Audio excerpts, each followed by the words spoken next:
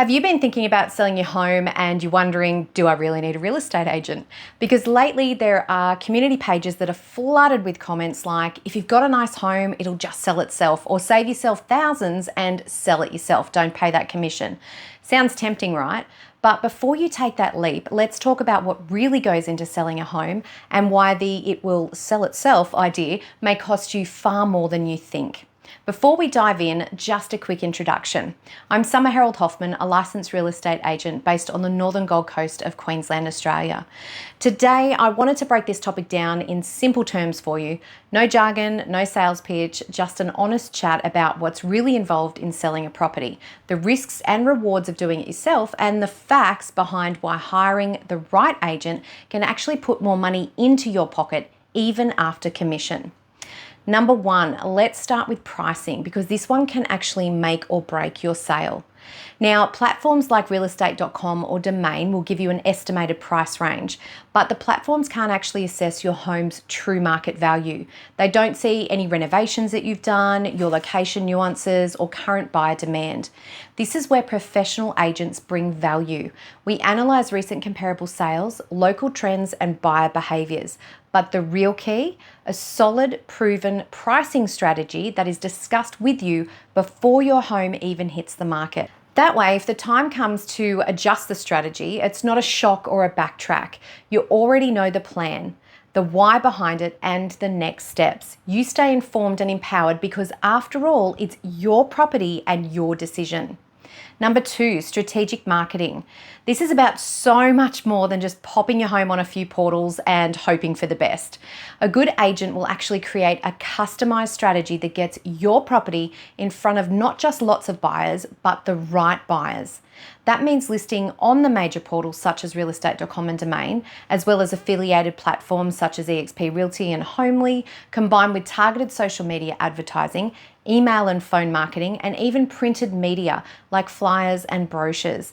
Each campaign is designed to maximize reach and engagement, and importantly, to track the performance. We analyze what's actually working, what's not, and can fine-tune the strategy to keep your listing performing strongly throughout the whole entire campaign. Number three, when those inquiries start rolling in, are you actually ready to handle them all?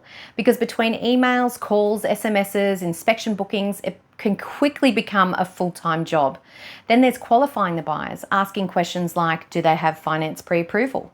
Do they understand the property specifications, as in it's a 3-bedroom property, but they're specifically wanting a 4-bedroom property with a study? Are they serious buyers or are they just tire kicking? And when it comes to negotiations, emotions can be your biggest hurdle. It's your home. It's filled with your memories and meaning for you, which makes it hard to stay objective. Also, when buyers know it's sale by owner, they typically always submit much lower offers. A skilled agent removes that emotional barrier. We negotiate strategically and confidently, not just on price, but also on conditions, ensuring that you get the best all-round outcome for the sale of your home. Number four, selling privately also means handling all the paperwork, and there is a lot of it. You'll need to engage a qualified conveyancer or solicitor to prepare and manage your contractor sale and your Form 2 seller disclosure documents to ensure that everything meets legislative requirements, so the transaction is compliant. A good agent works alongside your conveyancer to make sure that nothing slips through the cracks and deadlines are met without stress to you.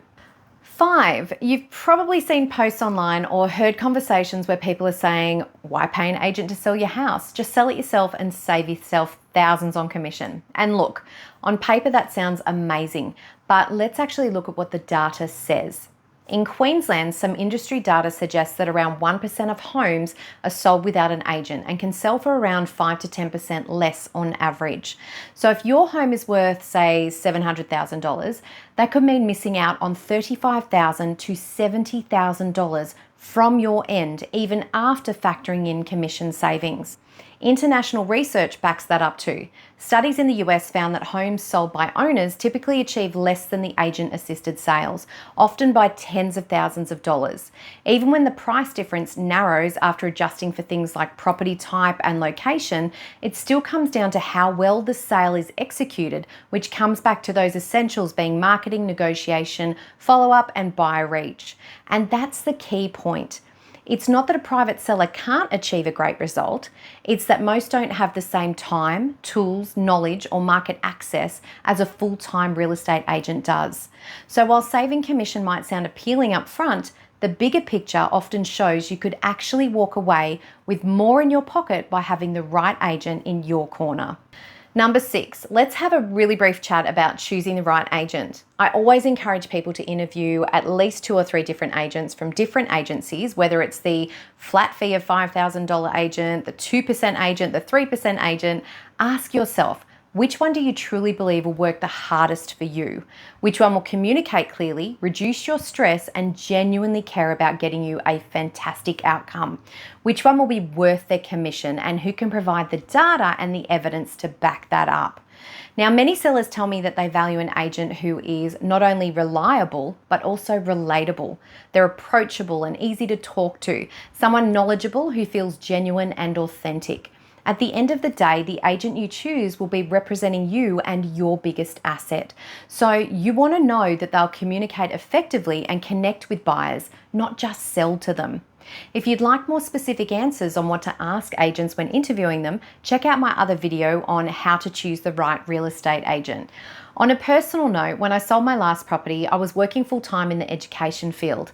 I hadn't fully transitioned into real estate yet, but I already had my qualifications and my training. So technically, I could have sold my home myself. I was organized, I was confident, and I understood the process.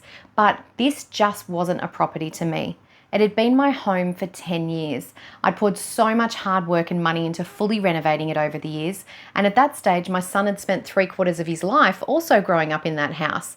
We'd made so many memories with family and friends within those walls and the backyard, with birthdays and milestones and all the little moments that make a house feel like a home. So I knew the emotional side of selling was going to be really, really tough for me. And with everything else happening, with working full-time, organising an interstate move, managing family life, I realised that taking it on myself would have been a huge weight on my shoulders that I just didn't need. I interviewed a few local agents and I chose the one I resonated with the most. I paid her full 2.5% commission without even negotiating, plus the marketing costs that would be recouped at settlement, and honestly, it was worth every single cent. Claire took care of all the logistics, provided inspection feedback, and was great with communication. She helped keep the emotion out of my decision making. I was still in control of every decision, but I had someone experienced supporting me every step of the way. Now, I'm not going to lie to you and say that it's not hard watching a chunk of that sale income going towards the commission, marketing, and conveyancing fees, but in the end, we achieved a fantastic result and I could focus on my family and our move, and that peace of mind to me at that time was truly priceless, and I'd do it again in a heartbeat. So, should you sell your property without an agent? You can, but that doesn't always mean that you should.